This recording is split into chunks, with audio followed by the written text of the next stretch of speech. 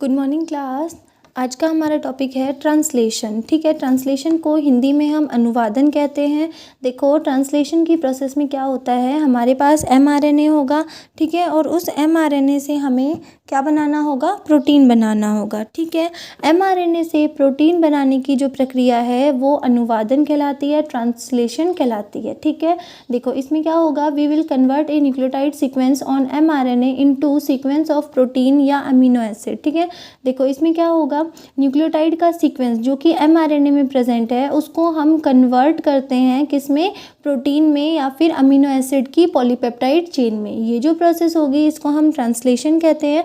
अब ये ट्रांसलेशन की जो प्रोसेस होती है वो किस तरह से स्टार्ट होती है, इस ट्रांसलेशन की प्रोसेस को स्टार्ट करने के लिए हमारे पास 2 स्टेप प्रोसेस होती है। ठीक है, फर्स्ट है step number 1, second is step number 2। First होगी activation of amino acid and second होगी formation of charge transfer RNA और लोडेड ट्रांसफर आरएनए। अब देखो, जो स्टेप नंबर 1 है उसमें हमें क्या करना है, activation of amino acid means जो हमारे पास पहले जो अमीनो एसिड होगा वो कैसा होता है, इनएक्टिव होता है, लेकिन उसे हम एक्टिवेट करते हैं, एटीपी देते हैं जिससे कि वो एक्टिवेट हो जाता है। ठीक है, तो देखो अमीनो एसिड जो होगा वो इनएक्टिवेट होगा तो उसको एटीपी देंगे, एटीपी देने के बाद में और उसके अलावा एटीपी के साथ में उसे अमीनो एसाइल सिंथेटेज एंजाइम भी देंगे जिससे वो amino acyl AMP enzyme complex में कन्वर्ट हो जाएगा जो कि एक एक्टिव फॉर्म होती है। ठीक है, उसके अलावा एटीपी था, एटीपी से AMP बना तो क्या हो गया, 2 इनऑर्गेनिक फॉस्फेट जो होंगे वो भी बाहर रिलीज हो जाते हैं। ठीक है, अब उसके बाद देखो हमारे पास क्या होता है, different type of amino acid, अलग अलग तरह के अमीनो एसिड प्रेजेंट होंगे तो उनको एक्टिवेट करने के लिए अलग अलग तरह के अमीनो एसाइल सिंथेटेज एंजाइम भी प्रेजेंट होते हैं। ठीक है, तो देखो 20 अमीनो एसिड प्रेजेंट होते हैं in participate in the formation of protein. Protein के फॉर्मेशन में कितने अमीनो एसिड, 20 अमीनो एसिड जो होंगे वो पार्टिसिपेट करते हैं। अब उसके बाद सेकंड स्टेप है formation of charge transfer RNA और लोडेड ट्रांसफर आरएनए। इसमें क्या होगा, जो आवेशित ट्रांसफर आरएनए है उसको बनाना, कैसे बनेगा वो, देखो a amino acid carrying transfer RNA is called charge transfer RNA. देखो ये ट्रांसफर आरएनए का स्ट्रक्चर है, इसके ऊपर अगर यहाँ पर ये अमीनो एसिड अटैचमेंट साइट है, यहाँ पर अगर कोई अमीनो एसिड आकर लोड हो जाता है, कोई अमीनो एसिड यहाँ पर आ जाता है तो इस वाले पूरे ट्रांसफर आरएनए की स्ट्रक्चर को हम क्या कहते हैं, चार्ज ट्रांसफर आरएनए। ठीक है, ट्रांसफर आरएनए पर साइट्स प्रेजेंट होती है जहाँ पर अमीनो एसिड अटैचमेंट साइट्स होती है जिन पर अमीनो एसिड जो होते हैं वो आकर अटैच हो जाते हैं। तो इस पूरे ट्रांसफर आरएनए को जहाँ पर कि अमीनो एसिड अटैच हो गए उसे क्या बोलते हैं हम, चार्ज या लोडेड ट्रांसफर आरएनए। ठीक है, अब देखो ये जो amino acyl AMP complex, AMP enzyme complex है, मींस क्या है, ये एक्टिवेट अमीनो एसिड वो किस पर आ गया, ट्रांसफर आरएनए के ऊपर आकर अटैच हो गया। तो आगे क्या बनेगा, amino acyl transfer RNA complex बनता है या फिर इसे हम चार्ज ट्रांसफर आरएनए या लोडेड ट्रांसफर आरएनए कहते हैं। ठीक है, और इस प्रोसेस में देखो AMP था यहाँ पर, ये AMP जो होता है वो इसी फॉर्म में, AMP की फॉर्म में ही रिलीज हो जाता है। ठीक है, और उसके अलावा जो एंजाइम था वो भी बाहर रिलीज हो जाता है। ठीक है, 2 प्रोसेस हो गई। अब उसके बाद आता है प्रोटीन सिंथेसिस। प्रोटीन सिंथेसिस जो होगा वो कैसे स्टार्ट होता है, देखो प्रोटीन सिंथेसिस को स्टार्ट करने के लिए हमारे पास 3 स्टेप होंगी। फर्स्ट होगा चेन इनिशिएशन, चेन इलोंगेशन और चेन टर्मिनेशन। फर्स्ट होती है श्रृंखला प्रारंभन, सेकंड होती है श्रृंखला दीर्घीकरण और थर्ड होता है हमारे पास श्रृंखला समापन। ठीक है, इन 3 प्रोसेस में पूरी की पूरी प्रोटीन सिंथेसिस की प्रोसेस कंप्लीट हो जाती है, ट्रांसलेशन की प्रोसेस कंप्लीट हो जाती है। ठीक है, तो देखो फर्स्ट स्टार्ट करते हैं चेन इनिशिएशन। चेन इनिशिएशन जो प्रोसेस होगी वो क्या होती है, starting of protein synthesis, protein संश्लेषण का प्रथम बिंदु है, स्टार्टिंग बिंदु है। ठीक है, यहाँ से ही प्रोटीन सिंथेसिस होना स्टार्ट होता है। अब देखो इनिशिएशन है, इट मीन्स यहाँ पर हमें क्या, किसकी ज़रूरत होगी, इनिशिएशन फैक्टर या प्रारंभन कारक की रिक्वायरमेंट होती है। ठीक है, तो देखो अगर प्रोकैरियोट्स है तो वहाँ पर प्रारंभन कारक जो होंगे, इनिशिएशन फैक्टर जो होंगे वो 3 होते हैं, IF1, IF2, IF3। I means initiation, F means factor 1, 2, 3, ये तीनों प्रेजेंट होते हैं किसमें, प्रोकैरियोट्स में। में। लेकिन यूकेरियोट्स की केस में हमारे पास 10 इनिशिएशन फैक्टर प्रेजेंट होते हैं, जिसको हम EIF1 इस तरह से डिनोट करते हैं। ई का means eukaryotic initiation factor 1, eukaryotic initiation factor 2, EIF3, EIF4A, EIF4B, EIF4C, EIF4D, EIF4F, ठीक है। और उसके बाद में EIF5, EIF6, इस तरह से 10 यूकेरियोटिक इनिशिएशन फैक्टर्स प्रेजेंट होते हैं, ठीक है। तो हमें चेन इनिशिएशन के लिए पहली रिक्वायरमेंट क्या थी? इनिशिएशन फैक्टर, वो हमें मिल गए दोनों। प्रोकैरियोट्स में अलग होते हैं, यूकेरियोट्स में अलग होते हैं, ठीक है। उसके बाद में हमें क्या चाहिए? जीटीपी। जीटीपी क्यों चाहिए? क्योंकि ये पूरी प्रोसेस जो है उसमें हमें एनर्जी कहाँ से मिलेगी? ग्वानोसाइन ट्राइफॉस्फेट से मिलेगी, ठीक है।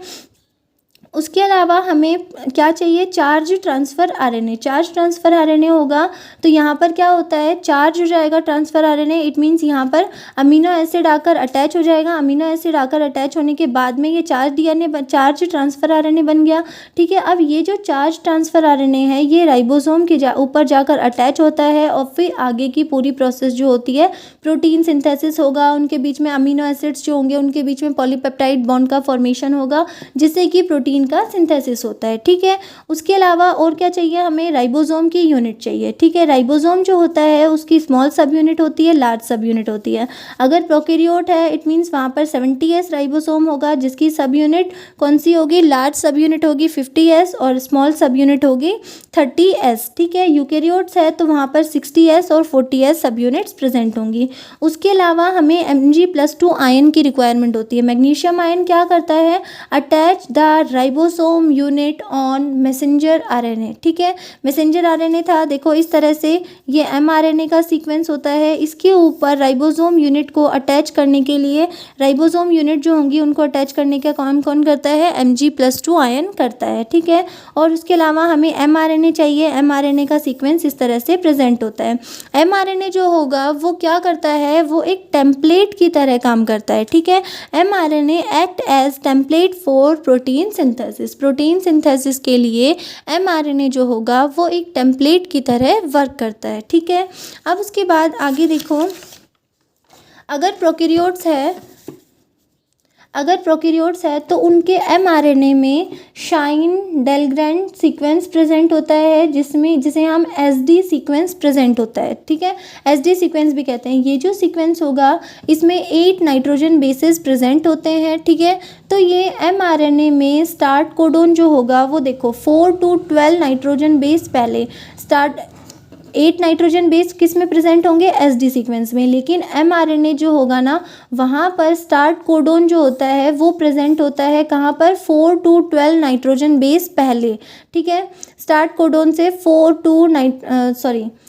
कोडोन जो होगा उससे 4 to 12 नाइट्रोजन बेस पहले ये सीक्वेंस प्रेजेंट होता है। कौन सा? SD सीक्वेंस प्रेजेंट होता है, ठीक है। ये सीक्वेंस क्या करता है? Recognise the small subunit of ribosome. Ribosome की जो छोटी छोटी सब यूनिट होती है, स्मॉल सब यूनिट होती है, उसकी पहचान करता है। उसके बाद में स्मॉल सब यूनिट कौन सी होगी राइबोसोम में? 30S प्रोकैरियोट्स में, ठीक है। 30S जो सब यूनिट होती है उसमें भी 16S RNA जो होगा ना उसके अंदर SD सीक्वेंस के कॉम्प्लीमेंट्री सीक्वेंस प्रेजेंट होती है, ठीक है। ये जो कॉम्प्लीमेंट्री सीक्वेंस होती है उसको हम एंटी शाइन डेलग्रेंड सीक्वेंस कहते हैं, ठीक है। ये स्मॉल सब यूनिट को mRNA के ऊपर अटैच करवाती है, ठीक है। अब उसके बाद देखो यूकेरियोट्स में क्या होगा? यूकेरियोट्स का mRNA होता है, ठीक है। mRNA के ऊपर 7 मिथाइल ग्वानोसाइन ये प्रेजेंट होता है कैप की फॉर्म में, ठीक है। ये जो कैप होगी ये क्या करेगी? राइबोसोम की स्मॉल सब यूनिट को रिकॉग्नाइज करती है। और उसके बाद में ये जो यहाँ जो राइबोसोम होगा उसकी 18S जो यूनिट होगी ना RNA की, उसके ऊपर 7 मिथाइल ग्वानोसाइन का कॉम्प्लीमेंट्री सीक्वेंस प्रेजेंट होता है, ठीक है। 7 मिथाइल ग्वानोसाइन का जो कॉम्प्लीमेंट्री सीक्वेंस प्रेजेंट होगा तो वो क्या करेगा? राइबोसोम स्मॉल यूनिट को अटैच करेगा ऑन यूकेरियोटिक mRNA, ठीक है।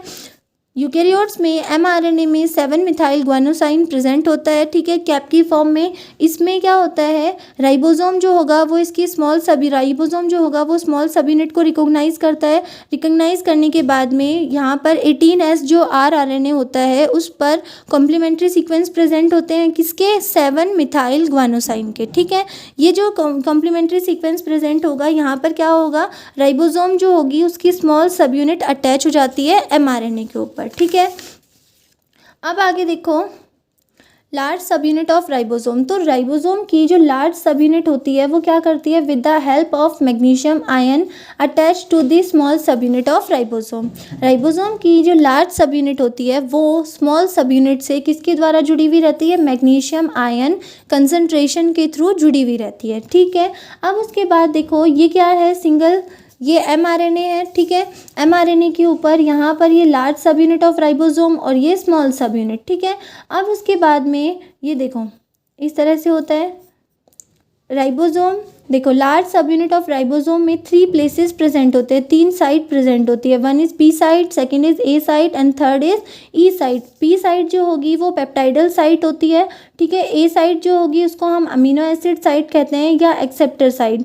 इट एक्सेप्ट चार्ज और loaded transfer RNA. A site जो होगी वो क्या करती है, चार्ज और लोडेड ट्रांसफर आरएनए को एक्सेप्ट करती है, ठीक है। और ई साइट क्या करती है, एग्जिट साइट होती है जो कि टी आरएनए को बाहर की तरफ निकालती है। तो देखो पी साइट ये रही, पी साइट को हम पेप्टाइडल साइट कहते हैं। उसके बाद में ए साइट क्या करती है, एक्सेप्टर साइट होती है, मींस बाहर से जो टीआरएनए आएगा उसको एक्सेप्ट कौन करेगा, ए साइट एक्सेप्ट करेगी। उसके बाद में देखो उसके बाद पी और उसके बाद ई जो साइट होगी वो क्या करेगी, यहाँ पर जो ट्रांसफर आरएनए आया उसको बाहर की तरफ निकालती है, ठीक है। अब उसके बाद में है कि जो फर्स्ट चार्ज ट्रांसफ़र आरएनए, पहला जो चार्ज ट्रांसफ़र आरएनए होगा वो हमेशा कहाँ अटैच होगा, पी साइट पर, ठीक है। यहाँ पर क्या बता रखा है कि जो ए साइट होती है वो ही एक्सेप्ट करती है चार्ज या लोडेड ट्रांसफ़र आरएनए को, लेकिन जो फर्स्ट चार्ज ट्रांसफ़र आरएनए होगा वो हमेशा पी साइट के ऊपर आकर अटैच होता है, ठीक है। पी साइट पर आकर अटैच होगा तो उसके देखो just opposite at P site initiation codon present होता है। पी साइट पर देखो यहाँ पर आकर ट्रांसफर आरएनए जो होगा चार्ज वो सबसे पहले आकर अटैच होता है, first charge transfer RNA attach on P site, ठीक है। अब उसके बाद पी साइट से जस्ट अपोजिट यहाँ पर क्या प्रेजेंट होता है, इनिशिएशन कोडोन प्रेजेंट होता है, जो कौन सा होता है, AUG, ठीक है। तो उसके बाद में और जो बाकी के चार्ज ट्रांसफर आरएनए होंगे वो कहाँ अटैच होंगे, ए साइट के ऊपर, ठीक है।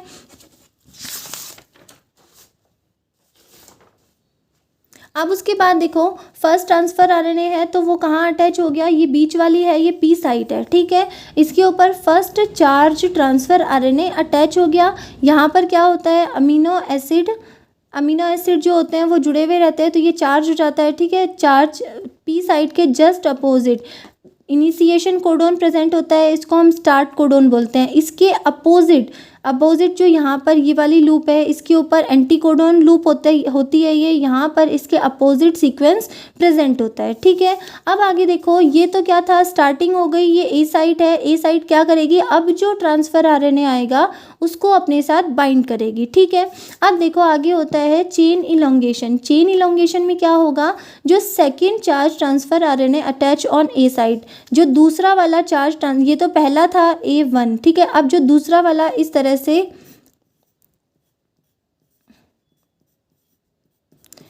से जो दूसरा वाला ट्रांसफर आरएनए बाहर वेट कर रहा है वो जब अंदर आएगा तो वो किसके ऊपर अटैच होगा, ए साइट के ऊपर, ठीक है। देखो यहाँ पर देखो ये क्या है, स्टार्टिंग वाला है फर्स्ट वाला, तो ये पी साइट के ऊपर अटैच हो गया। उसके बाद ए साइट के ऊपर दूसरा वाला चार्ज ट्रांसफर आरएनए आकर अटैच होता है। उसके बाद यहाँ पर देखो ये वाला है ना, इसमें NH2COOH ये बॉन्ड प्रेजेंट, NH2COOH NH2COOH, ठीक है, इस तरह से प्रेजेंट होता है। तो इनमें दोनों जो ट्रांसफर आरएनए है उसके COOH और NH2 इन दोनों के बीच में एक बॉन्ड का फॉर्मेशन हो जाता है और इस बॉन्ड को हम क्या कहते हैं, पेप्टाइड बॉन्ड कहते हैं, ठीक है। ये फॉर्मेशन जो होगा इसमें कौन सा एंजाइम पार्टिसिपेट करेगा, पेप्टाइडल ट्रांसफरेज एंजाइम जो होता है वो पार्टिसिपेट करता है और उसके अलावा 23S आरएनए हेल्प हेल्प करता है, जिसको कि हम राइबोजाइम कहते हैं। ठीक है, अब देखो आगे, ये अमीनो एसिड 1 यहाँ पर और ये अमीनो एसिड 2। ठीक है, अब ये वाला कौन सा था, ट्रांसफ़र आरएनए पहला वाला था, ये दूसरा वाला है। अब देखो इन दोनों के NH2COOH के बीच में पेप्टाइड बॉन्ड का फॉर्मेशन हो जाता है। और आगे देखो इसी तरह से पूरा इलोंगेशन करना है, मीन्स हमें पूरी सीक्वेंस चलानी है। सीक्वेंस चलाने के लिए अब देखो यहाँ पर बाहर एक और तीसरा अमीनो एसिड जो है वो वेट कर रहा है। ठीक है, ये वेट कर रहा है। ठीक है, इसको क्या बोलेंगे, वेटिंग ट्रांसफ़र आरएनए। ये क्या वेट कर रहा है कि कब यहाँ पर ए साइट फ्री होगी, ए साइट फ्री होने के बाद ये यहाँ पर आकर अटैच हो जाएगा। तो इस ए साइट को फ्री करने के लिए ये वाला जो ट्रांसफ़र आरएनए है ये क्या करेगा, यहाँ पर एक अमीनो एसिड का फॉर्मेशन करेगा। ठीक है, और इस वाली ई साइट से बाहर निकल जाएगा। ठीक है, उसके बाद यहाँ पर बॉन्ड का फॉर्मेशन हो गया। तो इस तरह से पूरा बॉन्ड बनता जाता है। अब देखो आगे, चेन इलोंगेशन के लिए requirement of vacant A site.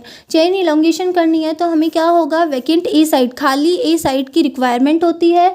तो उस पर देखो new charge transfer RNA attach on A site. क्यों चाहिए खाली ए साइट, ताकि जो नया ट्रांसफ़र आरएनए होगा वो उस ए साइट के ऊपर आकर अटैच हो जाएगा। ठीक है, ए साइट हमारी कब फ्री होगी, जब पी साइट पर अटैच हुआ चार्ज ट्रांसफ़र आरएनए ई साइट से बाहर निकल जाएगा। ठीक है, तो हमारी जो पी साइट होगी वो वैकेंट हो जाएगी। तो वहाँ पर पी साइट जब खाली होगी तो ए साइट के ऊपर जो ट्रांसफ़र आरएनए है वो पी साइट के ऊपर ट्रांसफ़र हो जाएगा और ए साइट वैकेंट हो जाएगी। ए साइट जो वैकेंट होगी वहाँ पर नया जो ट्रांसफ़र आरएनए है वो आकर अटैच हो जाएगा। ठीक है, देखो ये हमारा पहले इस वाली स्टेप में जो था ये पहला ट्रांसफ़र आरएनए था।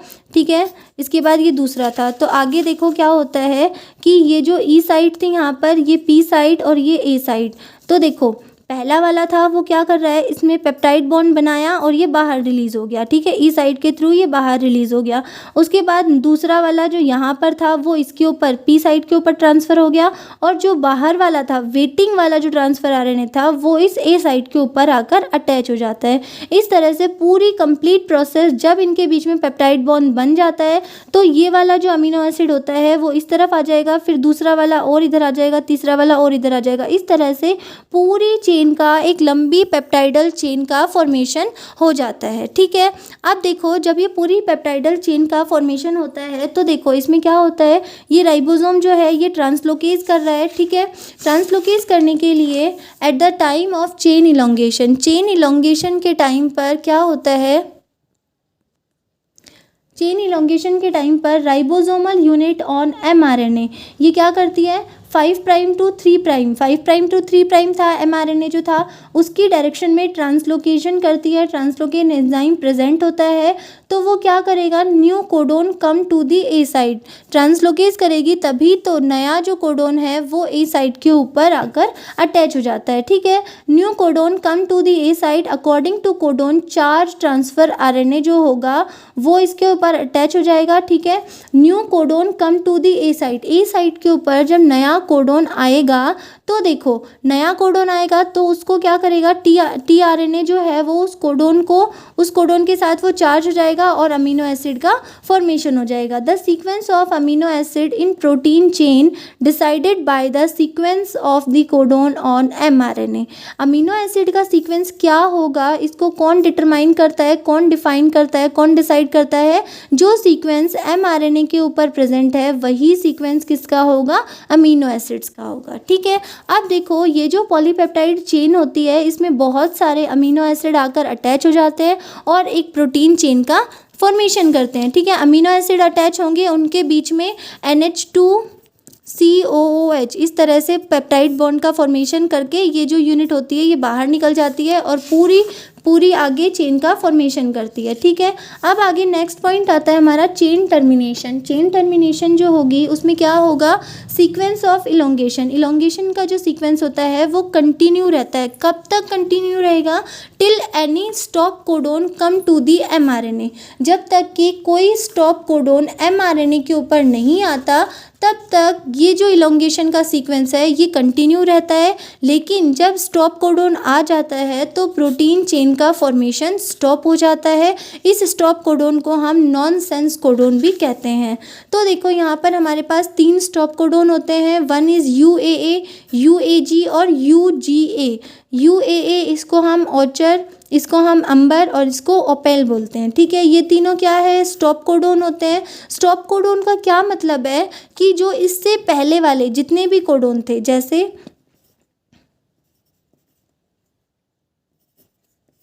यू, तो इसका भी हमारे पास एंटी कोडोन प्रेजेंट होता है, ठीक है।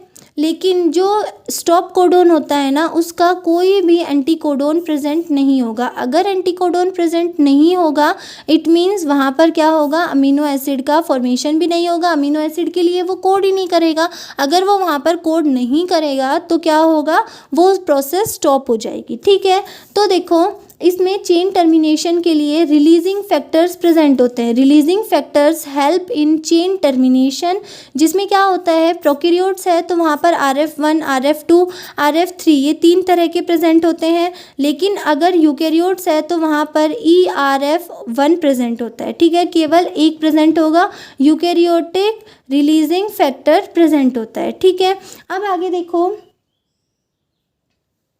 जो रिलीजिंग फैक्टर्स होते हैं ना, वो क्या करते हैं, polypeptide chain and charge transfer RNA के बीच में कनेक्शन को ब्रेक कर देते हैं और इस चेन को सेपरेट कर देते हैं, ठीक है। वो कैसे करते हैं,